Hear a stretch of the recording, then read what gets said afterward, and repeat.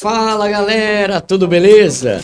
Pessoal, estamos aqui para mais um vídeo e hoje eu quero fazer a segunda edição do vídeo sobre um assunto que bombou aqui no canal. Pessoal, em janeiro eu falei sobre a tal da ação revisional do FGTS, que é uma forma de você otimizar e muito a rentabilidade do seu FGTS.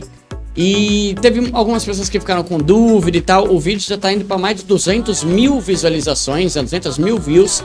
E muita gente colocou algumas dúvidas. Então hoje eu resolvi chamar aqui o Vitor, que é o fundador da Easy Legal, para dar uma força, né? Tudo beleza, Vitor? Tudo bem, Eduardo. Prazer estar aqui contigo. Boa, vamos tentar tirar mais algumas dúvidas da galera sobre esse assunto, que é um assunto bem interessante e que tá muito em alta. Principalmente porque houve novidade, hein, galera? Saiu um negócio aí, teve uma atualização com relação a esse processo. O Vitor vai explicar tudo pra gente. Mas antes de mais nada, quero agradecer o pessoal aqui da Mancini Design, o estúdio aqui em São Paulo. São de amigos meus, né? Então eles estão me permitindo usar aqui o espaço para gravar alguns vídeos quando tem mais de uma pessoa. Aqui na sala de casa não cabe, né, galera? Apertamento não dá certo, né? Então aqui estamos usando espaço. Se você quer fazer algum podcast, produção, gravação, alguma coisa, entre em contato com o pessoal aqui da Mancini Design, o link tá na descrição. E aí, vamos lá. No outro vídeo, eu já expliquei sobre a ação revisional, mas vou dar um panorama aqui, Vitor, aí você me fala, você me corrige. Perfeito. Aí se eu estiver falando alguma coisa errada. Se você é como eu, por 19 anos eu trabalhei como CLT. E quando a gente trabalha com carteira registrada, a empresa que a gente trabalha tem que pagar, tem que depositar numa conta do seu FGTS 8% do teu salário todo mês. Para quê? Para que quando você sair, for mandado embora, sei lá, você tem uma grana ali, né? O FGTS existe há décadas já, né? Tem uma grana para você se virar, viver ou sobreviver, né? 8% do teu salário. Então imagina assim que você ganha 2 pau por mês. R$160 todo mês é depositado numa conta tua que você vai sacar um dia. Não sei quando, né? Espero que demore, né? Não sei que você vire PJ, né? Não seja mandado embora, né? Que é teu. Só que aí você pensa, caramba, 160 pau, exemplo de alguém que ganha 2 mil, 160 pau, coisa pra caramba, né? Tem muita gente que gostaria de investir, né? Mas eu não tenho dinheiro pra investir. Saiba que você tem uma conta que tá caindo dinheiro lá todo mês, só que é a empresa que paga pra você. E aí, janeiro cai 160, fevereiro cai 160 e vai caindo, vai caindo. Só que aí tem um negócio que é assim, né? Uma coisa é você investir dinheiro, outra coisa é você simplesmente guardar. Quando você guarda dinheiro, o dinheiro fica ali, mas ele não aumenta, não se multiplica. E quando você investe, ele se multiplica. Será que essa grana do teu FGTS tem alguma rentabilidade? Tem. Só que é uma mixaria que não dá pra nada o negócio. Você pensar, hoje a poupança, que já é considerado o pior investimento com relação à rentabilidade que existe, ela paga aí 6% ao ano, 7% ao ano. O fundo de garantia rende 3% ao ano, mais a TR, que é um índice ridículo, né? Ridículo. É menos de 1%, tem ano que é nada, né? Toda vez em que a Selic fica abaixo de 8,5%, a TR é automaticamente zerada. Então o FGTS só rende 3%. 3%. Então imagina que uma grana que você bota na poupança, que já é uma merreca, rende 6, 7%. O teu fundo de garantia, que ano após ano está sendo botado uma grana ali, rende 3% ao ano. E aí entra a ação revisional. O que é a ação revisional? É uma possibilidade de você mudar a rentabilidade do teu FGTS de 3% mais TR, que é nada, para 3% mais IPCA, que às vezes é 5, 7, 10 ou 3% mais o IGPM, que é um outro índice, que às vezes é 10%, já teve vezes que o IGPM foi mais de 20% ao ano, né? Então imagina, para pensar, toda aquela grana que é depositada todo mês na tua conta, ela rende 3% ao ano. Poderia estar rendendo 20% ao ano.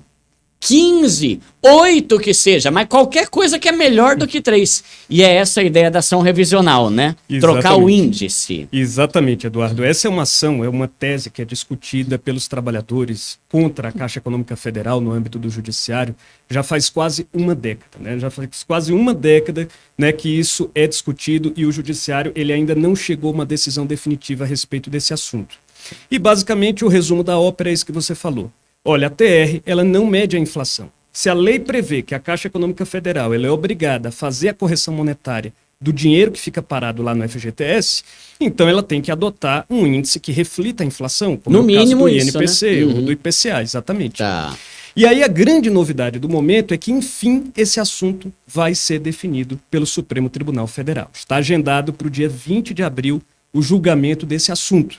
Boa. E aí o que acontece? Depois que o Supremo Tribunal Federal decidir no âmbito desse julgamento que ele vai ter, aí o entendimento dele vai ser aplicado a todos os outros processos que estão tramitando Brasil afora. Com relação à ação revisional. Exatamente. Tá, então, vê se é isso que eu vou falar faz sentido.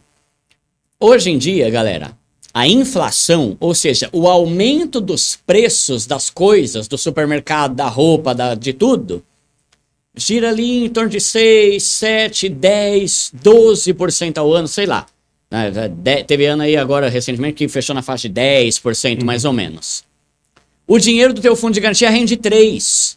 Então, alguém, né, pensou, peraí, velho, o rendimento do meu FGTS está 3 vezes menor que o aumento do preço das coisas. E é assim que surgiu essa ideia da ação revisional ser uma coisa mais coerente para que o dinheiro que está lá parado não perca para a própria inflação, né? Exatamente. E uma coisa que muita gente esquece, né, é que o FGTS é a principal aplicação financeira do brasileiro. Todo mundo não é faz, a poupança. Né? Quase porque ninguém investe, mas todo fundo de mundo garantia... é obrigado, exatamente. Se você tem carteira assinada, a não ser que você seja funcionário público, você vai ter que ter uma aplicação no FGTS. E tá ali, a tua maior aplicação financeira, em regra, ela está se desvalorizando ao longo do tempo. Ela está perdendo valor ao longo do tempo porque não está sendo corrigida de maneira decente. Boa, boa. Tá?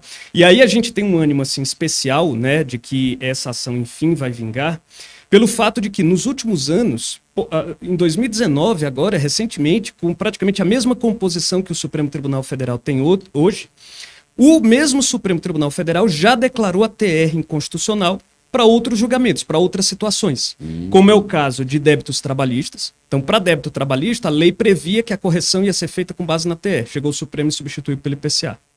E também para o caso de precatório, que são as dívidas, né, da Fazenda Pública com o contribuinte. Também, nesse caso, o Supremo declarou inconstitucional e substituiu pelo IPCA. Usando esse mesmo raciocínio, tipo assim, não é justo que a inflação seja alta e o rendimento o atraso nos nos precatórios seja uma mixaria. Exatamente, porque o conceito de correção monetária é justamente, olha, você vencer a inflação, o dinheiro poder continuar valendo a mesma coisa ao longo do tempo, né, apesar da inflação. Se a TR não está fazendo isso, ela não poderia estar sendo adotada. E é interessante isso que você falou, porque assim, quando eu fiz o outro vídeo, muita gente perguntou assim, Duda, mas por que o governo vai resolver liberar isso aí? Ele já não tem dinheiro para nada, os caras vão inventar coisa para a cabeça? Mas é que não dá para falar isso, né? Mas é injusto, é ridículo isso, né? Tipo, não faz sentido. Então aqui o Vitor já trouxe outros 2 exemplos que realmente foi levado, né, no judiciário, não sei, né? Exato. E eles falam, não, realmente não faz sentido esse dinheiro que a gente tem que dar para a população, ou no caso de precatório, ou nesse outro exemplo que você deu aí, ter uma rentabilidade tão absurda. Então, não é que o governo está querendo dar dinheiro para os outros. E não é que ele vai dar de livre e espontânea vontade, não. É um julgamento, é uma briga judicial que existe, né, em que o governo não quer pagar isso, a Caixa Econômica Federal não quer pagar pelo IPCA ou pelo IGPM, e aí existe a briga no âmbito do judiciário. E o judiciário várias vezes dá ganho de causa para trabalhadores ou para contribuintes. Agora mesmo tivemos uma decisão da revisão da vida toda, né, foi no final do ano passado. O que é isso aí? A revisão da vida toda é uma revisão do INSS para quem teve salários mais altos de 99 para trás. Tá. Essas pessoas elas estavam tendo que usar um método tá? Que estava fazendo com que a aposentadoria delas ficasse menor do que a que poderia ser se levasse em consideração todos os rendimentos que elas tiveram antes de 1994. E aí o Supremo autorizou agora essa revisão, que o que vai ter um impacto multibilionário no orçamento da União. É muita grana, tá? né? Especialmente do INSS. Ganhamos. Ano passado também teve a decisão da pensão alimentícia no imposto de renda. Porque você tinha que antes pagar imposto de renda sobre pensão alimentícia. Com uma decisão do Supremo Tribunal Federal do ano passado, não precisa mais. Ele isentou a cobrança de imposto de renda sobre pensão. E é bom você falar isso, porque realmente eu também pensaria, velho, nem a pau que vai dar certo essa ação revisional. Você acha que o governo vai querer pagar 1 bilhão, sei lá, bilhões, né? Provavelmente que vai gerar isso aqui, né? Exato. Mas não é uma questão de querer, é de questão de que o judiciário, se o judiciário aprovar, assim como aprovar esses outros exemplos, vai ter que fazer e pronto, né? Exatamente. Tá. E assim, esse tipo de condenação do governo, né, acontece o tempo todo, né? O governo ele é o maior réu do país, né? O maior número de ações que existem no país são contra o governo. Então, assim, isso meio que faz parte da rotina, não é uma coisa assim excepcional que está acontecendo. É claro que o governo ele tenta, ele esperneia enquanto pode, mas uma vez havendo a condenação, ele tem que pagar. Boa. E aí, ô Vitor, quem pode entrar com essa ação revisional? Vale para quem isso daí? Todo mundo que teve carteira assinada de 1999 até hoje. Por que 99? Porque foi o ano em que a TR deixou de refletir a inflação.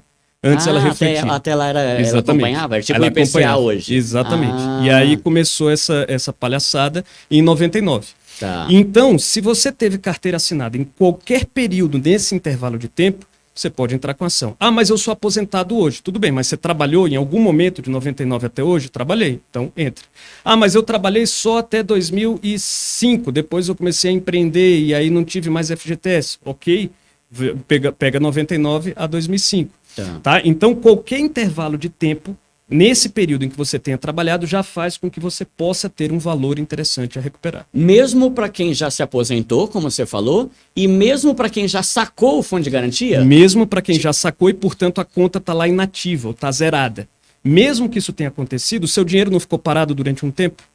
Se ele ficou parado durante esse tempo lá na conta, significa que ele rendeu menos do que poderia ter rendido se tivesse sido aplicado um novo índice. Então, se for aprovado e se der tudo certo, eles vão fazer o cálculo retroativo, né? De tudo que ficou, não só daqui para frente, mas de tudo que eu tive de fundo de garantia de 99 em diante, independente de se eu saquei ou não, eles vão calcular tudo lá que é meu mas direito. aí tem um porém. Tem um porém. Em julgamentos assim, que tem um grande impacto econômico, o Supremo ele costuma fazer uma coisa que a gente chama de modulação dos efeitos da decisão. Então ele chega e diz assim, ok, trabalhador, eu sei que vocês têm razão, tá? De fato a TR tem que ser substituída pelo IPCA, mas se eu for fazer isso para todo mundo, para os milhões de brasileiros, né, que teriam dinheiro a receber, eu quebro a Caixa Econômica Federal, eu quebro o governo. Então eu vou aplicar isso apenas daqui para frente e não para trás. Porém, quando ele faz isso, em regra, tá? Praticamente assim 90% das vezes, ele resguarda aquelas pessoas que entraram com ação antes da modulação. Porque ele entende que, olha, essas pessoas pagaram advogado, pagaram custas judiciais, tinham uma justa expectativa de receber o passado, que era de direito. Então, para essas pessoas eu vou conceder, para o restante não. Então por isso está tão relevante, porque é uma corrida contra o tempo. Se você deixar para propor ação depois do julgamento, porque muita gente pergunta isso, olha, por que eu vou garantir propor que agora? Depois, Exato, é melhor depois. Mas justamente por causa disso, porque se houver modulação dos efeitos da decisão, você muito provavelmente não vai conseguir recuperar o passado se deixar para depois. Só daqui para frente. Só daqui para frente. E para quem tem tipo 5, 10, 15, 20 anos de fundo de garantia, é muita grana que vai ser deixada para trás, né? Exatamente, muita grana. Tá, e aí, outra pergunta que me fizeram lá no canal. Isso pode prejudicar de alguma forma a empresa que eu trabalhei? Ou pode pegar mal, pode queimar meu filme com o meu chefe, por exemplo? Não, de forma alguma, porque é uma ação contra a Caixa Econômica Federal e não contra o seu empregador. O empregador ele só tem a obrigação de depositar o valor do principal, né, o valor original do FGTS. Que é os 8%. Quem tem a obrigação de fazer a correção monetária é a Caixa Econômica. Então não muda absolutamente nada na vida do empregador. Não vou ferrar com o meu chefe, ele vai me mandar um justa causa depois não, né? Exatamente, não se preocupe com isso. Para vocês terem ideia, até muito funcionário da Caixa Econômica Federal entra com essa ação. É mesmo? Tá, não, isso é bom saber. Aí, tem mesmo chance de dar bom esse negócio? Tipo assim, qual a chance? Que a gente sabe que pode não dar, pode não ser aprovado, mas tem boas chances, pelo menos, de ser aprovada essa ação e realmente todo mundo que entrou com a ação se dá bem? Na minha opinião e na opinião da maior parte dos especialistas, a chance é alta. Por quê? Porque o que eu falei no começo. Em 2 julgamentos recentíssimos, com a mesma composição do Supremo Tribunal Federal atual, né, ele já declarou a TR inconstitucional e mandou substituir pelo IPCA, no caso de débitos trabalhistas e no caso de precatórios. Então ele vai ter que dar um cavalo de pau muito grande se quiser mudar esse entendimento agora, né, no que se refere aos depósitos do FGTS. Tá. O que eu acho, por outro lado, que pode acontecer realmente é a modulação. Aí, como o Supremo ele pode se sensibilizar com a questão de que a Caixa Econômica Federal vai ter um impacto orçamentário muito grande, aí ele pode modular. Mas é aquela história, se entrar com ação antes, né, do julgamento, consequentemente antes da modulação, né, muito provavelmente você vai ainda assim conseguir garantir o passado, Boa. mesmo com a modulação. Legal. E aí, teve gente que escreveu assim: Duda, não viaja, mano. Esse negócio da ação revisional tá suspensa. Daí eu vi os comentários e falei: caramba, será que eu falei asneira aqui, mas isso aqui? O que é esse negócio de suspensão? Porque Essa suspensão... o pessoal acha que suspensão é tipo assim, já era. O pessoal acha que é uma coisa ruim, é uma coisa boa. A suspensão é uma coisa boa. Desde que o Supremo disse que ele iria julgar esse assunto em 2019, ele mandou todos os juízes e tribunais do país suspenderem as ações que estavam tramitando com eles. E aí ele disse assim, olha, suspendam, depois que eu decidir essa ação aqui que está comigo, que é a ADI 5090, que é essa aí vocês aplicam, que é essa que vai ser julgada no dia 20 de abril, tá. Aí vocês aplicam esse mesmo entendimento. Então é só isso. Por que é uma coisa boa? Porque se não fosse isso, todo mundo, você teria que ficar recorrendo. Cada juiz iria decidir de um jeito e você teria que ficar recorrendo para o TRF, para o STJ, para o STF, etc., até obter uma decisão definitiva. Com essa suspensão, quando sair a decisão do Supremo, esse já vai ser um entendimento definitivo, ninguém vai recorrer. Nem se o trabalhador ganhar, a Caixa vai recorrer, nem se a Caixa ganhar, o trabalhador vai recorrer. Tá, então esse negócio de suspensão tem mais a ver com uma paralisação do que com um cancelamento. Exato. Peraí.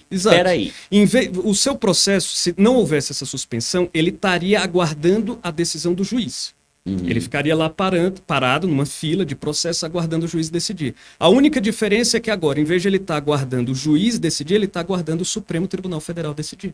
Só isso. Tá. E aí, qual que é exatamente essa novidade? É 20 de abril que você falou? Exatamente. Porque até, poucos dias atrás aí não tinha nada de novo sobre esse assunto. Exatamente. Aí, recentemente, o judiciário, sei lá, fez alguma atualização com relação a isso? Saiu o calendário, sempre no começo do ano, né? Sai o calendário de pautas de julgamento do Supremo Tribunal Federal para o primeiro semestre.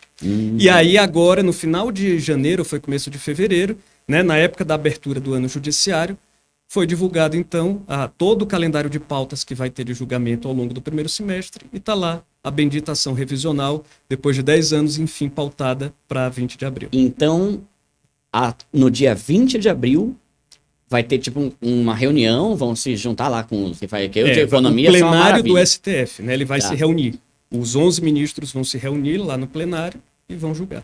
E ali já sai o resultado ou pode ser que eles, vamos prorrogar ou postergar para junho? Existe essa possibilidade. Tá. Existe a possibilidade, como já aconteceu. A primeira vez em que ele foi pautado, ou foi a segunda vez, foi em 2021, e aí isso foi adiado, o julgamento foi adiado.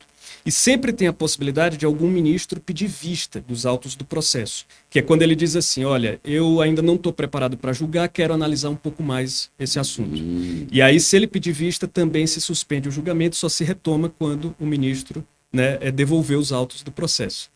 Então, esse é o grande ponto. No entanto, como já houve um adiamento, se eu não me engano, 2 vezes, eu acho improvável que isso vá acontecer de novo. Eu acho que dessa vez a coisa vai. Tá. Como que a pessoa vai saber quanto que ela tem para receber? Tem como calcular assim? Porque tem gente que o salário era muito diferente de outros, ou trabalhou 20 anos, ou trabalhou 3, né? Como que dá para saber? Até ver se vale a pena, que vai dar R$10 de diferença, né? Tem como calcular isso? Tem. A gente desenvolveu, a Easy Legal é justamente uma plataforma que permite, né, a qualquer pessoa fazer gratuitamente o cálculo do valor que ela tem lá a receber. E se quiser, ela também consegue pela própria plataforma entrar com ação.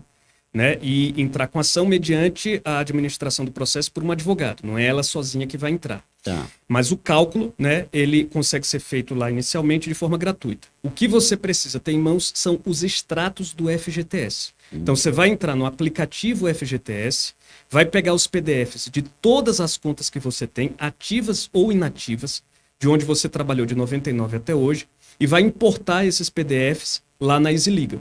E aí, na mesma hora, vai ser exibido já o resultado. Esse resultado vai considerar o cálculo de 99 até hoje, adotando como índice o INPC, tá? E considerando que, digamos, o resultado ele saísse hoje já. Esse é o valor que você teria. Por isso, vai ser o valor usado para fixar o valor da causa no seu processo, caso você entre com ele. Tá, e aí se eu entrar e ganhar, o dinheiro cai na minha conta do fundo de garantia, não na minha conta do banco. No fundo de garantia. O que não está claro ainda, e vai ser definido provavelmente pelos próprios juízes, onde a liquidação de sentença vai acontecer, é a forma como esse pagamento vai ser feito. Provavelmente, o que a gente acha é que a Caixa Econômica ela vai depositar esses valores em cada uma das contas correspondentes. Então, mesmo que uma conta esteja inativa, a Caixa Econômica vai ativá-la, depositar o valor lá, e aí você fica sujeito às regras de saque de cada conta. Entendi. Então, na conta em que você ainda está trabalhando, você não vai poder sacar. Na conta de onde você já saiu, aí você pode sacar de imediato. Entendi. Entende? Tá, e aí, digamos que eu entre e dê certo. Tem uma noção, assim, de prazo? Quanto tempo demoraria para esse valor cair na minha conta? Bom, em primeiro lugar, assim que a gente entrar com a ação, ela vai ser, como você disse, suspensa até sair o julgamento do Supremo no dia 20 de abril. Sair o julgamento, se for favorável, aí os processos eles voltam a tramitar normalmente. E como a decisão, né, uma vez sendo favorável, já vai ter sido proferida pelo STF, o juiz vai simplesmente aplicá-la e aí a gente vai entrar numa fase do processo que se chama liquidação de sentença, que é nessa hora que se quantifica exatamente o valor que você vai receber, né, e se faz todo o operacional para o pagamento ser efetivado. Tá. Isso vai depender de cada uma das varas em que o processo estiver sendo julgado. Tá? Então, assim, varia se uma vara é mais abarrotada, está numa grande cidade, ou se uma vara está em pequena cidade. Mas, assim, eu diria que, em média, sendo o julgamento favorável, a maior parte das pessoas deve receber até o final desse ano, ou, no máximo, no primeiro semestre do próximo. Tá? É essa média que a gente tem para sair, por exemplo, uma sentença de primeira instância. Tá, Tá? entendi. Então, Hoje em dia, pelo pouco que eu sei, se você entra, vou processar uma pessoa, ou vou processar uma loja, sei lá o quê. Se eu perder, além de perder, eu ainda me lasco, porque eu tenho que pagar Exatamente. honorário, tenho que pagar taxa, tem que sei lá o pagar quê. Né? honorários de sucumbência de 10 a 20% do valor da causa para o advogado da outra parte. Por um lado, eu acho até bom que tem gente que quer ganhar vida processando os outros, né? Tem gente que é sem vergonha. Então, acho que talvez eles criaram isso, né? Peraí, vê se isso. é pra processar mesmo ou se é sem vergonha isso, né? Exato. Mas, e nesse caso, se eu entrar com o processo e não ganhar, eu posso me lascar duplamente? Perdi dinheiro e ainda pagar a taxa? Então, no caso dos processos que a gente propõe lá na EasyLegal para os nossos clientes, essa possibilidade não existe, porque todos eles são propostos em juizados especiais federais. Juizados especiais são, como a gente chama hoje, os antigos juizados de pequenas causas, que hoje já não são de tão pequenas causas assim, eles vão até R$78 mil. Então, no juizado especial, não existe nem custa, que é aquela taxa que você tem que pagar para entrar com uma ação, nem risco de condenação em honorários de sucumbência. Tá. Então, se você perder a ação, você não vai ter que pagar 10 a 20% do valor da causa para outra parte. Tá? Então, não tem o grande risco de entrar com uma ação, que é a sucumbência, você não vai ter, contanto que entre num juizado especial. E cobrança de alguma taxa extra? Porque, por exemplo, às vezes tem um processo que o cara fala assim, você entra aqui com o processo, sei lá, qualquer coisa, uma empresa de consórcio. É R$1.000. Opa, R$1.000, maravilha. Só que aí passa 2 meses, agora foi pra vara da Justiça Federal, dos Vingadores aqui, tem que dar mais 800. Aí passa, deu ruim aqui, vai ter a taxa do oficial de justiça, que é mais 530. Daqui a pouco o valor que você paga é maior que o que você ia ganhar, né? Exato. Existe a possibilidade de ter trocentas mil outras taxas no decorrer do processo? No caso, seguindo o método que a gente segue para os nossos clientes lá na EasyLegal, não. Porque, em primeiro lugar, a taxa que a gente cobra lá, que são os nossos honorários, né, ela é uma taxa inicial que é única. Ela já cobre todo o acompanhamento da ação até o fim. Tá. Como é GF, não tem a possibilidade também de você ter que pagar taxa judiciária, nem precisa de taxa de oficial de justiça, tá? Porque também, como é juizado especial, não tem isso. Quando é que teria alguma taxa extra? Se eventualmente você recorresse. Então, saiu uma decisão de primeira instância do juiz lá do GF, aí você quer recorrer para um tribunal recursal, para uma turma recursal. Aí, nesse caso, teria que pagar uma taxa. Sendo que, como essa decisão vai ser proferida pelo Supremo Tribunal Federal e ele vai encerrar o assunto, não vai haver necessidade de recurso. Porque se a decisão do Supremo for desfavorável, o juiz vai dar uma decisão desfavorável e a gente não vai recorrer, porque já sabe que vai perder. E se for favorável, a Caixa não vai recorrer, porque ela já sabe que vai perder. Entendi. Então, seguindo essa metodologia que a gente segue, não tem nenhum tipo de taxa extra. Boa. E eu já vi em alguns vídeos do pessoal falando que dá para você tentar entrar com essa causa por si só, sozinho, sem depender de uma empresa ou do advogado e tal. Existe essa possibilidade? E se sim e não, qual que é a vantagem de entrar por meio de uma empresa em vez de entrar sozinho? Sim. Para qualquer causa de juizado especial federal, você pode entrar com uma ação sozinho, sem a necessidade de um advogado. Quando é juizado especial cível, você pode ser advogado até 20 salários, né? Mais do que 20 salários, aí já tem que ter advogado. Mas no caso da federal, qualquer valor até o limite da federal, que são 60 salários mínimos, que está em 78 mil, você pode entrar sozinho. No entanto, né, apesar de, inclusive, muita gente estar entrando com essa ação por conta própria, a gente vê o tempo todo, né, dá problema por causa disso. Por quê? Porque os sistemas do judiciário, né, são aquela intuitividade padrão FIFA do governo brasileiro, né? Então, a pessoa se embanana toda para poder fazer o protocolo, tá? Mas, depois que ela finaliza o protocolo, ela acha que terminou aí, e aí fica tranquila. E, na verdade, é depois do protocolo da petição inicial que costuma dar o problema. O juiz, muitas vezes, ele pede para regularizar alguma coisa, substituir um comprovante de endereço, mandar um determinado documento, ter que juntar a carteira de trabalho, fazer isso, fazer aquilo. E aí a pessoa ela é intimada por e-mail ou através do sistema de notificação do tribunal, que acontece eletronicamente. E aí, né, batata. Você não vê a notificação, não recebe, não sabe como é que visualiza, não sabe como vai peticionar a intercorrente, que já não é inicial, você só sabia protocolar inicial. E aí a gente vê muita gente perdendo processos por causa desse tipo de coisa. E um problema importante é que, assim, se você perder um processo já tendo um julgamento de mérito, ou seja, o juiz já tendo decidido a respeito daquele assunto, acontece uma coisa que a gente chama de coisa julgada.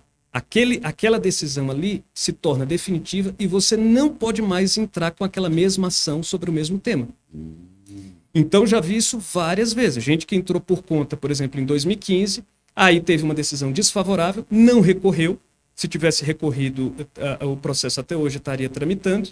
E aí agora não pode entrar de novo com a ação. Perdeu a oportunidade. Entendi.